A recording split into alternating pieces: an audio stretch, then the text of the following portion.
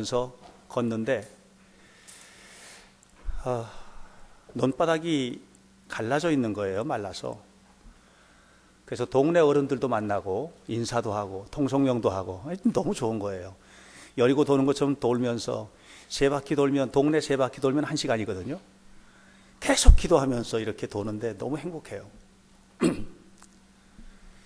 아저씨한테 논바닥이 갈라져서 논에 물도 없고 큰일이군요. 그랬더니 웃으면서 하는 얘기, 지금은 논에 물 대면 안 돼요. 그러는 거예요. 그래서 제 머리로는 이해가 안 됐어요. 벼들이 목마를 텐데, 힘들 텐데. 그랬더니 지금은 물이 빠져 있어서 이 벼들이 포기를 나눠야 된대요. 물이 들어가면 웃자라기 때문에 안 된대요. 포기를 나눠야 된대요. 그래서 포기가 퍼져야 알곡이 실하기 때문에 지금은 고난당해야 되는 시기라고. 그래서 그래. 그러니까 우리 주님께서 고난당하는 것이 내게는 유익이다, 이렇게 말씀하시는구나 하는 그런 생각을 했습니다. 지난주까지만 해도 많이 힘들었는데요, 오늘은 배로부터 나오는 소리도 좀 나오고요, 많이 좋아져서 오늘부터 시작되는 2주간 동안에 우리 청소년들 미국 기행 프로그램도 원만하게 잘 진행할 수 있을 것 같습니다. 여러분 기도에 깊이 감사를 드립니다. 운동 경기를 하다 보면 운동 경기는 2군데서 진행이 됩니다. 하나는 마당에서 진행이 되죠. 그라운드에서 운동 경기가 진행이 되는데 이것은 바로 경기 선수들이 그곳에서 뛰고 자기 실력을 뽐내죠.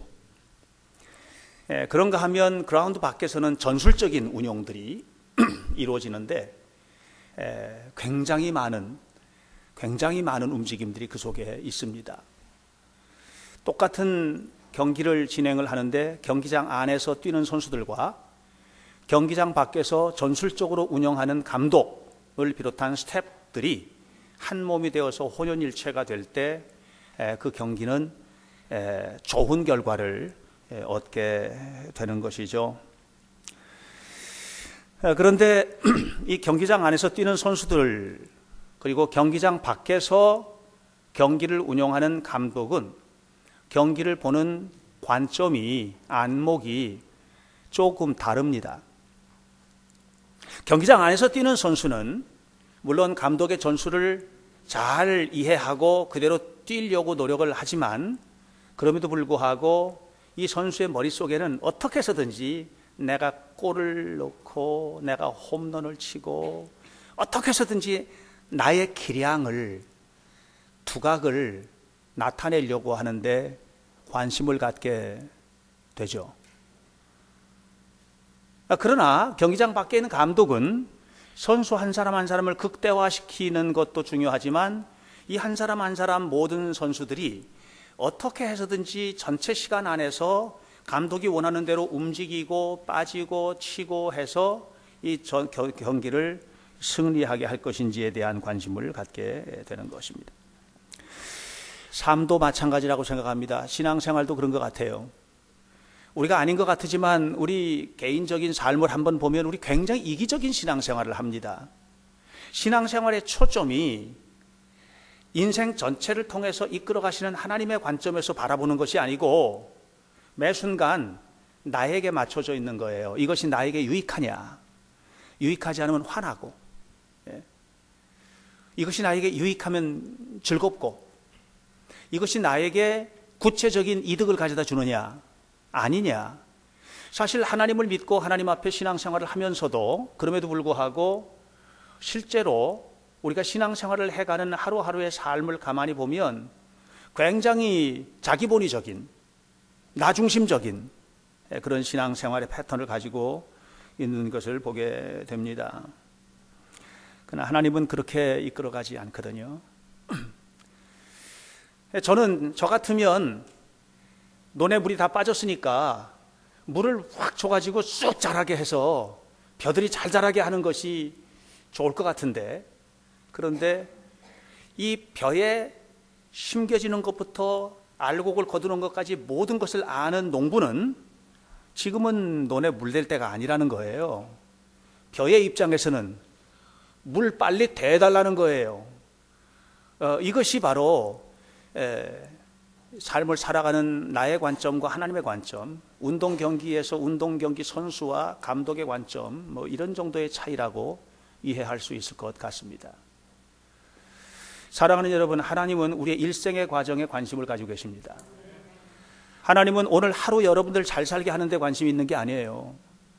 하나님은 여러분 태어나면서부터 죽을 때까지, 그리고 그 이후에 영원한 천국에서의 영생을 누리는 이 모든 과정 속에서 우리에게 관심을 가지고 계시는 것을 기억하시기를 축원합니다.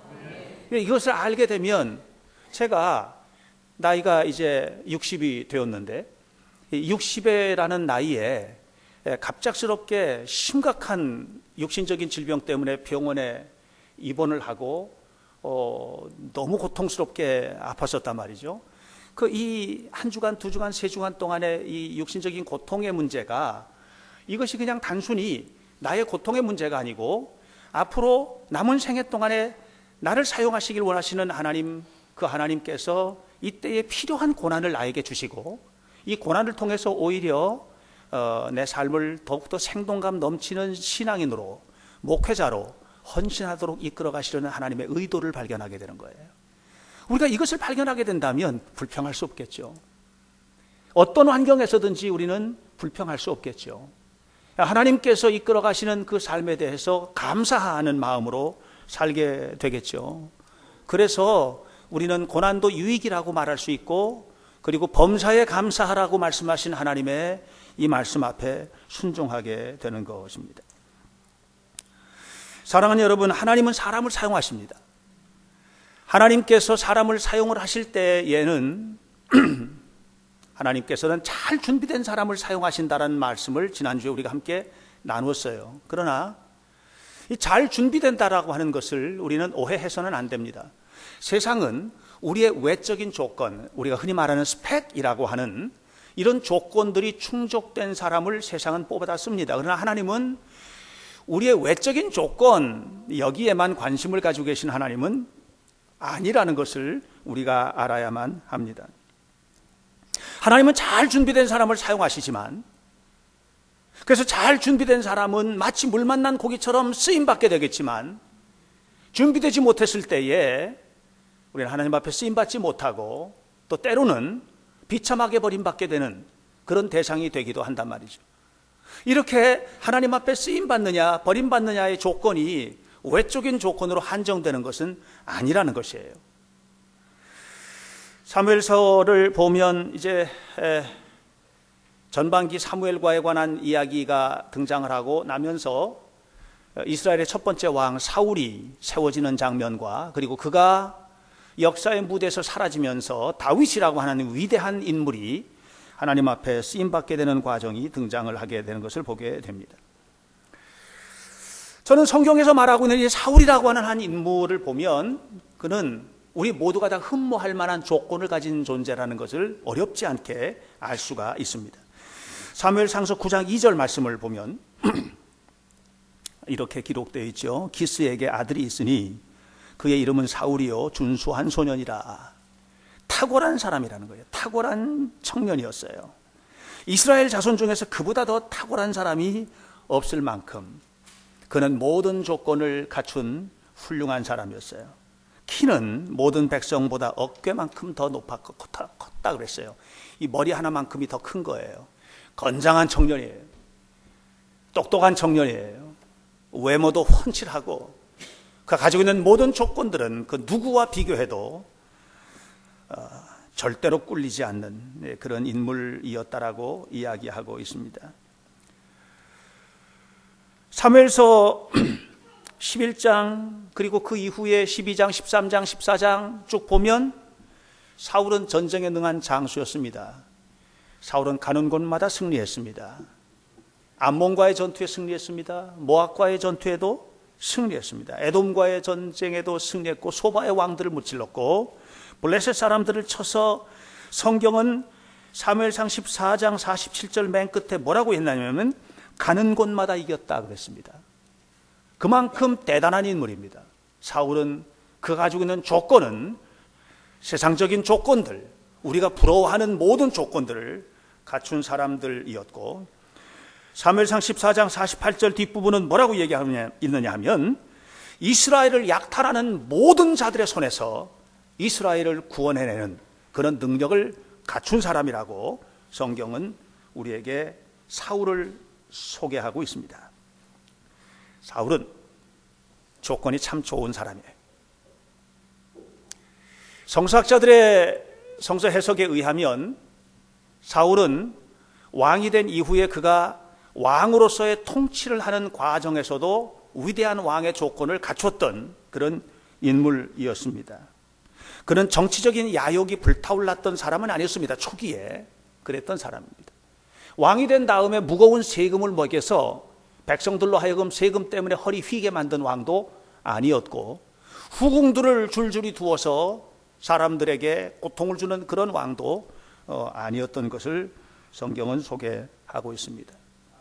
군대를 모집할 때도 왕이 강제로 모집하지 않고 자원하는 사람들을 동원해서 군대에 나갈 만큼, 이만큼 매우 민주적으로 나라를 이끌었던 왕이 바로 사울 왕이었습니다. 그런데 중요한 것은 이런 사울이 가지고 있었던 외적인 조건들이 하나님 앞에 선택받는 기준이 아니었다라고 하는 것이죠. 이것은 우리 모두가 다 부러워하는 조건이지만, 그러나 이런 조건들이 하나님 앞에 선택받는 기준이 되는 조건은 아니라고 하는 것입니다. 어느 대학을 나왔느냐, 박사학위를 가지고 있느냐, 아니면 얼마나 많이 배웠느냐, 얼마나 건강하냐, 네가 가지고 있는 토익 점수, 토플 점수가 몇 점이냐, 네가 몇 개국의 언어를 할 수 있느냐, 이런 조건들은 회사 면접 시험에는 탁월하게 소용될 수 있는 것입니다만은 하나님 앞에서 바로 이런 조건들은 선택받는 절대적인 기준이 되는 것은 아니라는 것이죠. 저는 우리 현대교회 성도들, 우리 자녀들이 이런 좋은 조건들을 잘 갖출 수 있게 되길 바랍니다. 왜냐하면 그래야 세상에서 활기를 펴고 열심히 살 수 있는 거예요. 그러나 하나님께서 사용하시는 조건은 그것만은 아니라고 하는 것입니다. 사울이 이스라엘 왕으로 선택된 것은 성경에서 이렇게 우리에게 소개하고 있습니다. 사무엘상서 10장 9절에 이렇게 말하고 있지요. 그가 하나님께서 그의 마음에 새 마음을 주셨고, 사울은 새 마음을 가졌던 사람이었습니다. 적어도 하나님께서 그를 선택하실 때 그의 마음에는 하나님의 마음을 가졌던 사람이었습니다. 사무엘상서 10장 10절에 이렇게 말합니다. 하나님의 영이 사울에게 크게 임함으로 그가 예언하였다 했습니다. 사울의 마음에는 하나님의 영으로 충만했던 사람이었습니다. 하나님의 영으로 충만한 사람, 다시 말하면 하나님의 뜻을 이루는 기본적인 조건을 갖춘 하나님의 사람이었다라고 하는 것이죠. 11장 6절에 사울에게 하나님의 영이 크게 감동되매, 이렇게 성경은 사울에 대해서 소개할 때 하나님의 영으로 감동된 사람이라는 것을 끊임없이 강조하고 있는 것을 보게 됩니다. 하나님의 택함을 받는 사람은 누굴까요? 여러분, 하나님의 택함을 받는 사람은 하나님께서 정하신 기준에 합당한 사람입니다. 하나님께서 정하신 기준은 무엇인가 하면 새 마음을 품는 것입니다. 하나님께서 정하신 기준에 합당한 것은 무엇인가 하면 하나님의 영으로 충만한 사람이 되는 것입니다. 오늘 우리가 하나님의 영으로 충만해질 때 우리는 적어도 하나님께서 쓰시는 하나님의 사람이 되는 것이에요. 시카고에서 하나님의 거룩한 사역을 힘썼던 드와이트 L 무디는 배운 것이 없었던 사람입니다. 그가 가졌던 조건은 구두방에서 젖은 소가죽을 두들겨 가지고 부드럽게 만들어서 그것을 구두 만들 수 있는 무드질하는 그런 사람이었던 것이에요. 그런데 그에게 하나님의 영이 임했고, 어느 날 하나님의 영에 너무 그리워서 하나님의 영을 허락받기 원하여 뜨거운 마음으로 기도하다가 하나님의 영으로 충만해졌을 때 그를 통해서 하나님께서 일하셨던 일들은 상상을 초월할 만큼 미국의 부흥운동, 유럽의 부흥운동, 대학생 부흥운동, 학교를 설립하고, 이것은 그가 가지고 있는 세상적인 스펙으로는 가능한 일이 아니에요. 하나님께서 하신 것입니다. 오늘 사랑하는 여러분, 하나님의 손에 붙잡히게 되는 조건들을 우리가 갖추게 될 때 우리는 우리가 상상할 수 없는 신비로운 하나님의 역사 속에 참여하게 됨을 기억하시기를 주님의 이름으로 축원합니다. 하나님은 오늘 16장 7절 말씀, 매우 중요한 핵심을 뚫고 지나가는 얘기인데 우리가 다 함께 한번 읽어보도록 하겠습니다. 16장 7절입니다. 함께 시작. 여호와께서 사무엘에게 이르시되 그의 용모와 키를 보지 마라. 내가 이미 그를 버렸노라. 내가 보는 것은 사람과 같지 아니하니 사람은 외모로 보거니와 나 여호와는 중심을 보느니라 하시더라. 사람이 보는 것은 외모인데, 그러니까 여러분, 사람 앞에서는 외모를 갖추셔야 돼요. 사람이 보는 건 외모거든요. 예. 여러분 직장에 취직할 때 외모를 보거든요. 스펙을 본단 말이에요. 예. 여러분 대학에 들어갈 때 시험 점수를 본단 말이에요. 예. 사람 앞에서 세상을 살아갈 때에 이 외적인 조건들을 갖추는 건 매우 중요해요. 그러나 우리는 사람 앞에서만 사는 사람들이 아닌 거예요. 하나님께서 우리를 보실 때에 우리에게 찾으시는 것은 무엇이에요? 우리의 중심을 헤집고 우리 중심 속에서 붙들고 끄집어내길 원하시는 것이 무엇입니까? 그것은 바로 하나님의 영으로, 성령으로 충만해진 삶임을 기억하시기를 축원합니다. 예. 사울이 그랬단 말입니다. 사울이. 그래서 하나님께서 그를 왕으로 세우신 것입니다. 그러므로 사울은 하나님의 뜻에 합당하게 왕직을 수행해야만 했습니다. 하나님의 뜻에 합당하게 수행하는 왕직은 하나님을 섬기고 백성을 섬기는 섬김의 종이 되는 것입니다. 여기에는 사울은 없습니다. 그러나 거기에 사울은 없지만 하나님은 그 일들을 통해서 놀랍게 사울을 세워주시는 거거든요. 그러나 사울은 그렇게 살지 못했습니다. 그 결과가 무엇입니까? 사무엘상서 16장 14절, 그는 악령에 매인 자가 되었습니다. 그는 어떻게 되었습니까? 그는 살인 미수자가 되고 다윗을 앞에서는 사랑하는 것 같이 하면서 뒤에서는 죽이려고 하는 이중 인격자가 되었고, 그리고 하나님 앞에 버림받은 자로 전락하고 만 것입니다.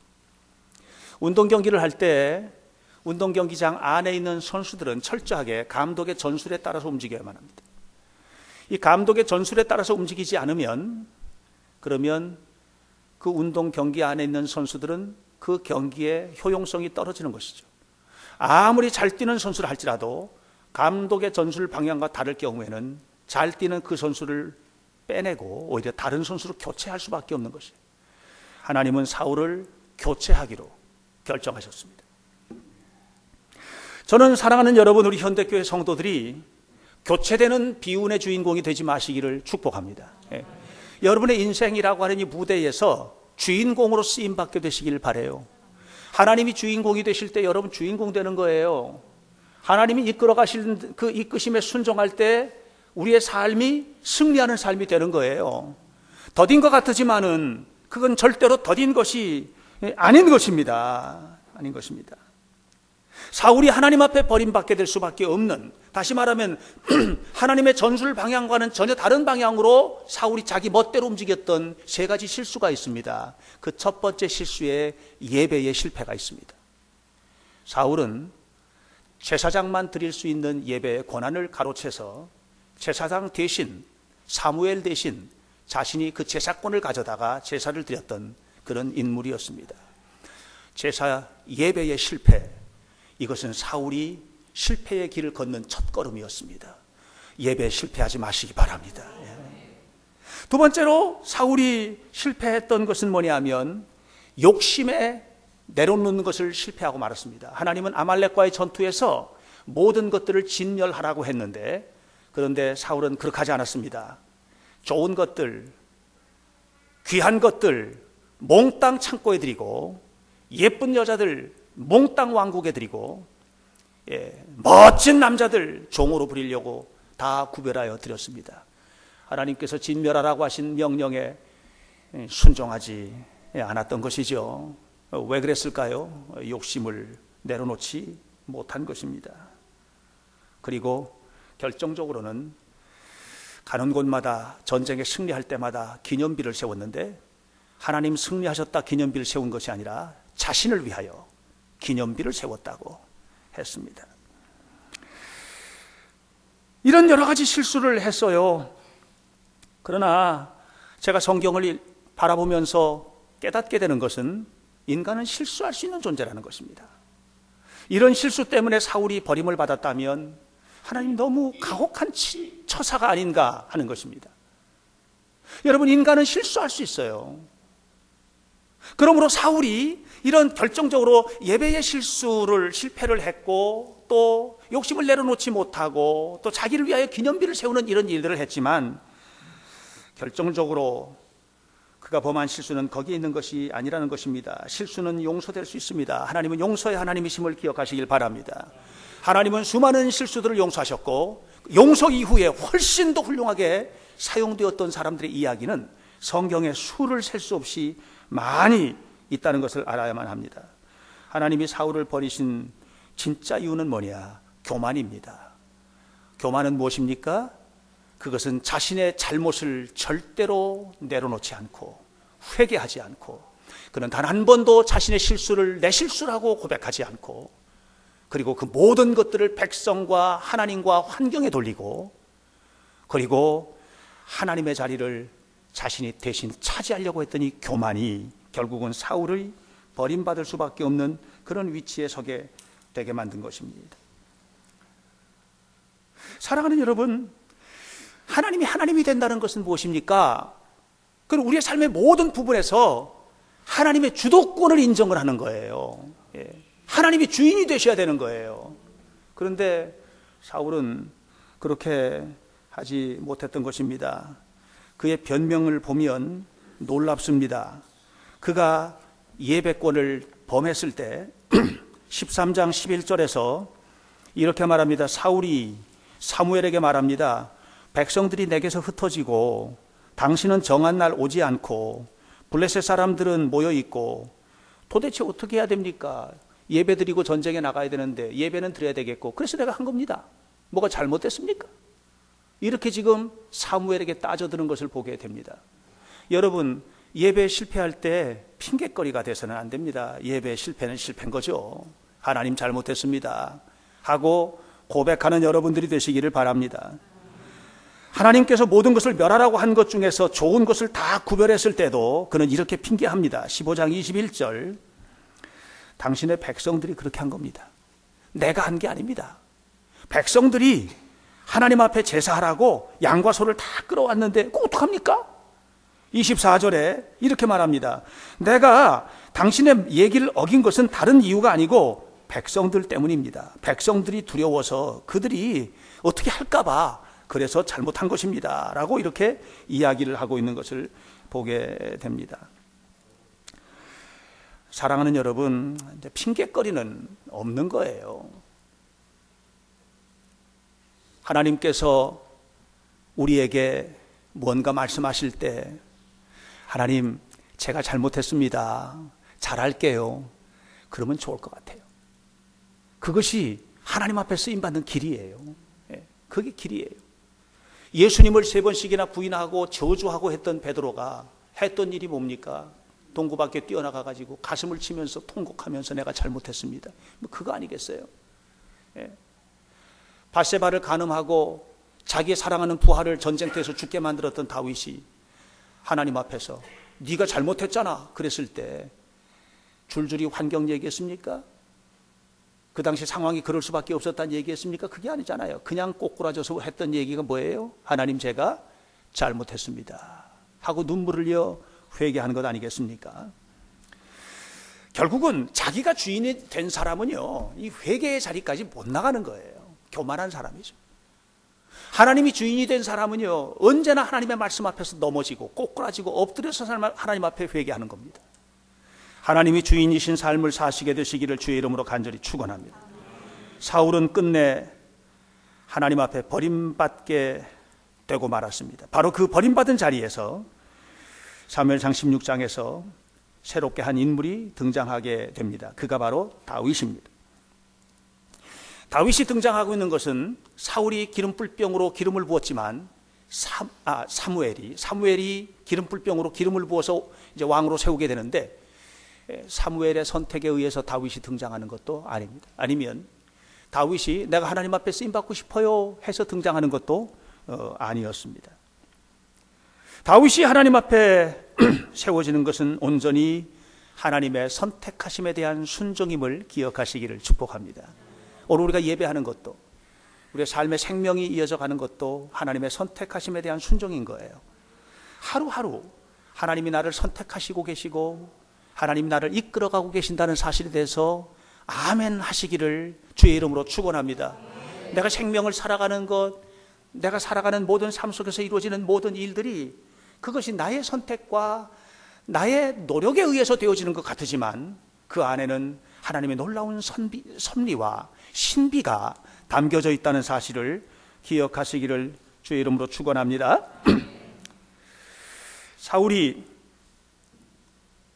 사울이 실패했잖아요. 사무엘이 사울을 바라볼 때 그의 외적인 조건들, 너무너무 황홀한 조건들의 매력에 빠졌었잖아요. 인간은 어쩔 수가 없어요. 좋은 조건의 사람 보면 눈이 그냥 뿅 하고 가는 거예요. 이 사무엘이 그렇게 한번 속았는데도 이새의 집에 기름불병을 들고 와서 하나님께서 이새의 아들들 중에서 기름을 부어라 했는데 와가지고 큰아들부터 보는 거예요. 지금 큰아들부터 보는데 큰아들이 너무 대단한 거예요. 참 잘생기고 훌륭하고 훌륭한 장수로서의 기골과 이 모든 것들을 갖춘 거예요. 기름불병을 부으려고 하는 거예요. 하나님께서 그거 아니잖아. 두 번째 아미나답, 그것도 아니잖아. 세 번째 삼마, 그것도 아니잖아. 여러분, 하나님께서 한결같이 외적인 조건들을 거부하신 것은 외적인 조건이 쓸데없기 때문이 아닌 거예요. 그게 아니고 하나님의 일을 하는 사람들은 적어도 이 외적인 조건 이외에 또 다른 조건이 충족되어 있어야 한다는 것입니다. 그들은 어떤 사람입니까? 평생에 한 번 있을까 말까 한 기회, 사무엘을 보는 거예요. 사무엘을. 대통령이 지금 우리 집에 온 거예요. 그 대통령 만나려고 자기가 있던 삶의 자리를 내려놓고 온 거예요. 그 삶의 자리를 누구한테 맡겼어요? 막내 다윗에게. 막내야, 너 잘 봐. 그냥 지키기만 하면 돼. 이렇게 해놓고 자기들은 다 8 아들 중에서 막내 다윗만 빼놓고 7이 전부 다 지금 사무엘 앞에 와 있는 것입니다. 이것은 무엇과 같습니까? 하나님께서 명하신 자리를 거부하고 그 자리를 자기의 영광의 자리로 대체하려고 했던 사울의 자리와 똑같은 자리, 그 자리로 지금 이 아들들이 가 있는 것이죠. 그러니까 첫째 엘리압부터 7째까지 아들들의 모습과 사울의 모습은 너무나 닮아 있는 거예요. 하나님께서 기뻐하시는 자리, 하나님께서 원하시는 자리를 포기하고 자기들의 영광을 위해서 나아가려고 했던 그런 삶을 살았던 이들의 삶을 하나님은 보셨던 것입니다. 그러나 다윗은 그렇게 하지 않았죠. 성경은 다윗에 대해서요, 소개를 하는데 단 한 줄로 소개하고 있어요. 뭐라고 소개를 하고 있느냐면 16장 12절 한번 볼까요? 다윗을 데려왔는데 그의 빛이 붉고 눈은 어떻고 빼어나고 얼굴은 어떻고 아름답고 예쁘게 생겼나 봐요. 예. 실제로 그 미켈란젤로가 조각한 대리석 조각인 다비드상 보면요, 진짜 예쁘게 생겼어요. 진짜 예쁘게. 예. 피렌체에 한번 여러분 가서 한번 보십시오. 너무 예쁘게 생겼어요. 어떤 성서학자는 말하기를 다윗은 눈빛이 살아있는 사람이다. 눈빛이 살아있다. 이것이 바로 하나님 앞에 선택받은 조건인 것처럼 얘기합니다. 그러나 여러분 우리가 알아야 됩니다. 이것은 하나님의 선택의 기준이 아닙니다. 얼굴빛이 붉고 눈이 살아있고 얼굴은 아름답고 이것은 하나님 앞에 선택받는 선택의 기준이 아니라는 것이죠. 이미 그의 용모를 하나님은 버렸다고 했습니다. 사람은 외모를 보지만 나 여호와는 중심을 본다고 이야기를 하고 있습니다. 하나님께서는 들판에서 홀로 양떼를 지키면서 자기가 지켜야 될 자리를 하나님과 동행하며 지키고 있는 다윗을 보셨던 것입니다. 다윗의 마음속에는 사무엘도, 다윗의 마음속에는 미래에 대한 영광도 없습니다. 다윗의 마음속에는 그에게 주어진 역할과 그것을 수행해내는 건강한 사명감이 가득 채워져 있었던 것을 보게 됩니다. 여러분, 교회에서 아주 작은 사명이라도 사명이 주어졌을 때 그 사명을 충실하는 것은 하나님 앞에 쓰임받는 조건이 됩니다. 여러분, 직장 안에서 아주 소홀한 일이라도 그 일들을 지켜내는 일들이 하나님 앞에는 쓰임받는 조건이 됨을 기억하시기를 축원합니다. 그러나 이런 모든 일들의 과정에서 정말 중요한 것은 다윗이 하나님 앞에 선택받는 과정에서 사울과 너무나 닮은 게 있어요. 그것은 뭐냐면 사무엘상서 16장 13절, 다윗이 하나님의 영에 감동된 사람이라는 것이죠. 다윗은 하나님의 영에 감동된 사람이라고 했습니다. 다윗이 하나님 앞에 쓰임받은 것은 알고 보니까 양떼를 지키는 성실함도 아니었던 거예요. 다윗이 하나님 앞에 쓰임받았던 것은 그의 눈빛이 빛나는 것도 아니었던 것이죠. 그의 아름다운 외모도 아니었던 것이죠. 다윗이 하나님 앞에 쓰임받을 수 있었던 것은 뭐냐면 하나님의 영으로 충만한 사람이었다는 것입니다. 사울도 그랬는데, 그럼 사울과 다윗의 달랐던 점은 무엇일까요? 사울은 그가 하나님의 영으로 충만해서 왕이 되었을 때 그는 끊임없이 영광의 자리를 향하여 나아가려고 노력을 했습니다. 전쟁에 나가서는 승리해야만 했습니다. 어떻게 해서든지 그에게 주어진 조건들은 자기에게 유리한 것으로 만들어야만 했습니다. 백성들 앞에 자신의 이름을 드러내야만 했습니다. 그래서 기념비를 세웠습니다. 그러나 하나님의 영으로 충만해서 기름 부음을 받았던 다윗의 삶은 좀 달랐습니다. 그는 그 순간부터 고난의 길을 걷기 시작합니다. 그에게 주어진 삶은 고난의 삶이었습니다. 그에게 주어진 조건들을 억지로 바꾸려고 하지도 않았습니다. 하나님께서 그에게 주신 그것을 그냥 그대로 받아들였습니다. 하나님께서 이끄시는 대로 순종했던 것이었습니다. 그의 삶은 날마다 고난의 여정이었기 때문에 사망의 음침한 골짜기와 같은 길을 걸었다고 얘기했습니다. 그런데 사망의 음침한 골짜기와 같은 길을 걸었을지라도 성경은, 다윗은 이렇게 고백을 합니다. 난 주와 동행했다고 말했습니다. 그는 날마다 주님과 동행하는 삶을 살았던 것이죠. 다윗이 고난을 당할 때 이유 있는 고난을 당한 것이 아니었습니다. 자, 보십시오. 골리앗과 싸워서 이겼습니다. 그러면 영광을 얻어야만 하는데 사울의 미움을 받기 시작합니다. 이것은 다윗이 기대했던 것과는 다른 것입니다. 이건 이유 있는 고난이 아닙니다. 전쟁에 나가 승리하고 그리고 열심히 사울을 섬겼음에도 불구하고 사울은 다윗을 죽이려고 합니다. 끊임없이 죽이려고 쫓아다닙니다. 이것은 이유 있는 고난이 아닌 것이죠. 그러나 여러분, 다윗이 마음만 먹으면 백성들의 마음을 휘어잡아서 사울쯤은 얼마든지 넘어뜨릴 수 있는 조건을 가진 사람이었습니다. 그러나 그는 그렇게 하지 않았습니다. 골리앗을 죽이고 사울에게 미움을 받을 때에도 그는 그렇게 하지 않았습니다. 사울을 단칼에 죽여버리고 왕의 자리에 오를 수 있는 절호의 찬스가 여러 차례 있었습니다. 성경에는. 그런데 그는 단 한 번도 그렇게 하지 않았습니다. 왜 그랬을까요? 그것은 하나님의 경륜을 믿었기 때문입니다. 그가 끝까지 충실했던 것은 단 한 가지였습니다. 그것은 내 모든 인생이 하나님의 손에 있다라고 하는 것이, 내 인생은 하나님의 손에 있다. 내 삶은 하나님의 손에 있다. 내 삶은 하나님께서 이끌어가는 것이지 내가 사울을 죽인다고 해서 내 삶이 바뀌어지는 것이 아니고, 내가 이것을 억지로 바꾼다고 해서 바뀌어지는 것이 아니라고 하는, 오직 하나님께서 내 삶을 이끌어 가신다는, 나는 하나님 앞에서 하나님과 동행하면서 내게 주어진 모든 조건들에 최선을 다하는 한 사람의 하나님의 양일 뿐이라는 이 믿음을 가지고 살았던 것입니다. 그러므로 다윗은 자기 스스로가 인간적으로 자기 운명을 조작하려고 하지 않았고 하나님 앞에 맡겼던 것입니다. 사랑하는 여러분, 요즘은 일회용품이 너무 발달되어 있습니다. 그래서 웬만하면 일회용품들을 써요. 그러나 귀중한 것은 영구용품입니다. 저는 가끔 아이들 데리고 유럽을 가거나 아니면 박물관을 가서 보면 왕들의 손에 쓰임받았던 그 아름다운 그릇들을 보게 됩니다. 너무나 아름답게 한 시대를 쓰임받고 역사와 역사를 넘어서 지금까지도 빛나는 그런 용품들을 보게 됩니다. 일회용품이 아닌 것이죠. 여러분, 저는 우리 현대교회가 여러분들이 일회용품과 같이 쓰임받게 되지 않게 되기를 바랍니다. 여러분은 일회용품들이 아닌 것입니다. 하나님이 여러분을 일회용품으로 쓰려고 택한 것이 아니라는 사실이죠. 하나님이 영원한 하나님 나라에서 하나님의 영광을 위해서 사용하시기 위하여 여러분 한 사람 한 사람을 성령으로 충만하게 하시고 그 영으로 가득한 여러분들을 사용한다는 사실을 기억하시길 바랍니다.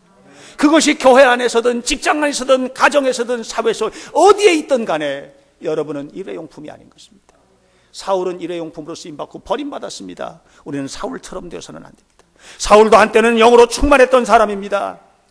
그러나 그 하나님의 영의 자리가 인간의 자리와 대체되고 자기 욕심과 대체될 때 그는 영광의 무대에서 퇴출되는 불행한 인물이 되었던 것입니다. 여러분, 그렇게 되지 마십시오. 아무쪼록 하나님 앞에 쓰임 받으십시오. 하나님의 손에 들림 받으십시오. 하나님께 영광스럽게 세워지십시오. 어딜 가서든지 위대하게 하나님의 이름을 드러내는 거룩한 종들이 되십시오. 그래서 우리 하나님의 영광을 나타내는 아름다운 하나님의 사람, 하나님의 영으로 충만한 거룩한 자녀들이 되시기를 주의 이름으로 간절히 축원합니다. 기도하겠습니다. 살아계신 아버지 하나님, 우리의 삶을 주께서 기쁘게 받아주시고 사랑하는 성도들 하나님의 영으로 충만하여 우리 하나님께서 이끌어 가시는 이 평생이라는 일생이라는 과정 속에서 하나님에 합당하게 그리고 우리의 삶이 영광스럽게 쓰임받는 종들이 되도록 영구용품으로 쓰임받게 하여 주옵소서. 일회용품 되지 않게 하시고 아버지 하나님 앞에 쓰임받는 헌신의 사람이 되도록 축복해 주옵소서. 예수님 이름으로 기도하옵나이다. 아멘.